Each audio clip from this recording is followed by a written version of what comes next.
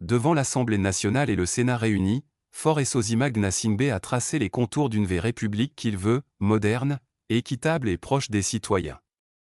Un discours fondateur qui marque l'entrée du Togo dans une nouvelle ère politique et institutionnelle. Discours sur l'état de la nation de son Excellence Monsieur Faure Esozima Gnassingbé, préside du Conseil de la République togolaise, devant l'Assemblée nationale est avec une profonde fierté et un sens aigu des responsabilités que je me tiens aujourd'hui devant vous à cette tribune.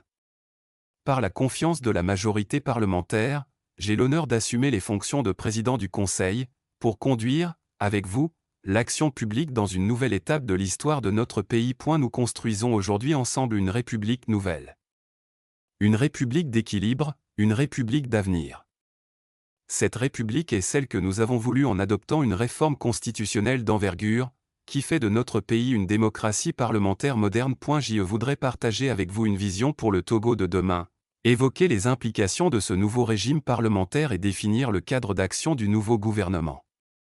Pour cela, je veux aborder 5 sujets. Le premier, c'est que, en renforçant la démocratie parlementaire, nous entrons dans une nouvelle ère politique et institutionnelle. L'adoption de la V2 République marque un tournant historique pour notre pays. Et la République togolaise entre dans une nouvelle ère institutionnelle, celle d'un régime parlementaire moderne, apaisé et équilibré.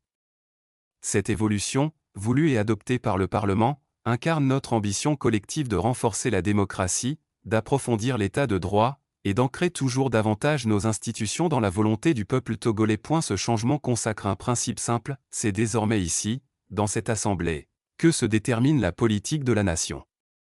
Et c'est ensemble, parlementaires et exécutifs, que nous porterons la voix et les priorités de notre peuple. Je tiens à ce propos à saluer l'esprit de responsabilité et de consensus qui a prévalu lors de cette réforme. Elle s'est faite sans rupture, sans fracas, avec pour seule boussole l'intérêt supérieur de la nation. Elle a été rendue possible par une culture du dialogue que nous avons su cultiver depuis des années, dans un contexte régional qui trop souvent pousse à la division. J'insiste aussi sur le fait que ce nouveau régime parlementaire que nous avons institué n'est pas une réforme technique. C'est une révolution de l'esprit public. Et ce n'est pas un changement abstrait.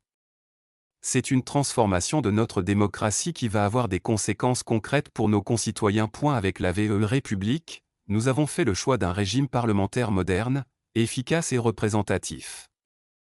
C'est un changement dans la manière dont nous concevons l'exercice du pouvoir, plus proche, plus équitable, plus redevable.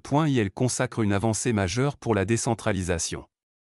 Le Sénat, désormais en place, porte la voix des territoires dans les décisions nationales. Les conseils régionaux, qui ont été élus pour la première fois, incarnent la volonté des citoyens dans leur diversité. C'est le socle d'un État plus proche, qui reconnaît la pluralité des réalités locales et valorise les initiatives issues du terrain. Ce changement d'échelle impose aussi un nouveau regard sur les inégalités. Les disparités d'accès aux services de base, aux infrastructures, aux opportunités ne sont plus acceptables. La République que nous construisons doit garantir l'égalité des chances, quelle que soit la région, quel que soit le milieu. Notre gouvernance devra aller vers ceux qui sont éloignés du centre, non l'inverse. Cette nouvelle ère est donc une victoire pour la démocratie togolaise, mais c'est surtout un appel à l'action. Et c'est mon deuxième point. Une république parlementaire, c'est un appel à l'action collective, avec de nouveaux rôles et de nouvelles responsabilités pour chacun d'entre nous. Honorable parlementaire, en tant que président du Conseil, je mesure pleinement les exigences de ce nouveau rôle. J'ai reçu du Parlement la mission de conduire la politique de la nation. Cela exige de la méthode, de la clarté, et du courage. Mais cette responsabilité est également la vôtre.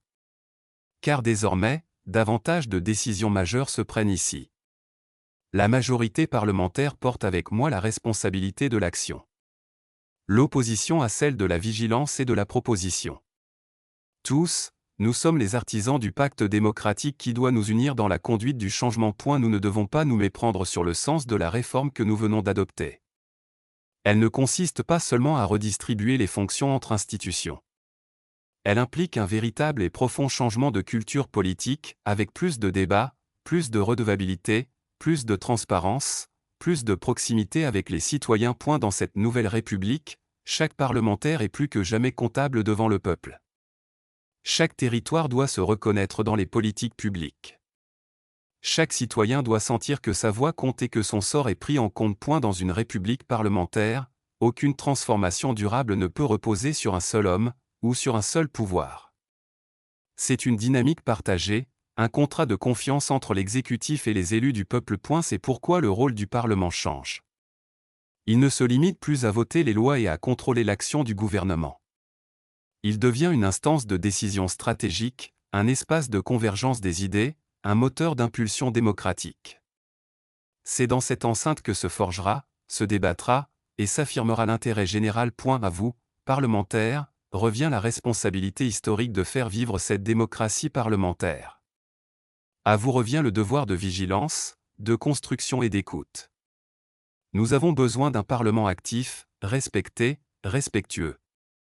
Un Parlement capable de contrôler, de proposer, mais aussi d'accompagner. J'en arrive à mon troisième point. 3 priorités doivent guider notre action: protéger, rassembler, transformer. Monsieur le Président de l'Assemblée nationale, Monsieur le Président du Sénat, Mesdames et Messieurs les parlementaires, fidèles à l'esprit de la réforme, l'action de mon gouvernement s'organisera autour de 3 axes majeurs: la protection des Togolais, la souveraineté du Togo et son rayonnement diplomatique.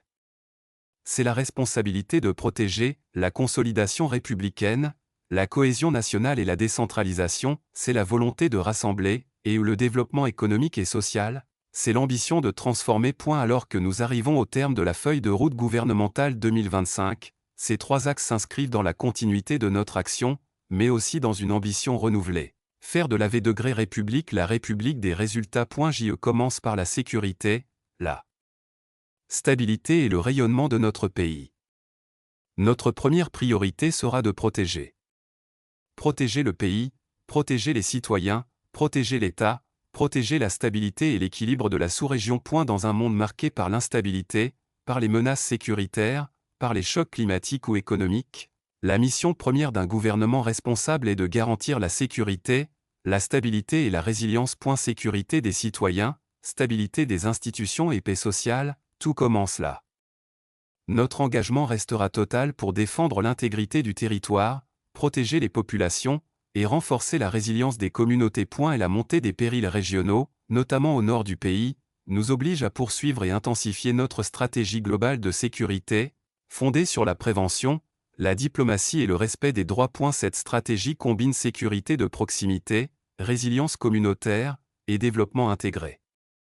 Cela signifie renforcer nos capacités de défense, protéger les populations vulnérables, étendre les filets sociaux, garantir l'accès aux soins, à l'eau, à l'énergie et à l'éducation. La République togolaise doit être un rempart contre la précarité, l'injustice et la violence, où qu'elle se manifeste. Le Togo poursuivra sa diplomatie de stabilité et d'influence.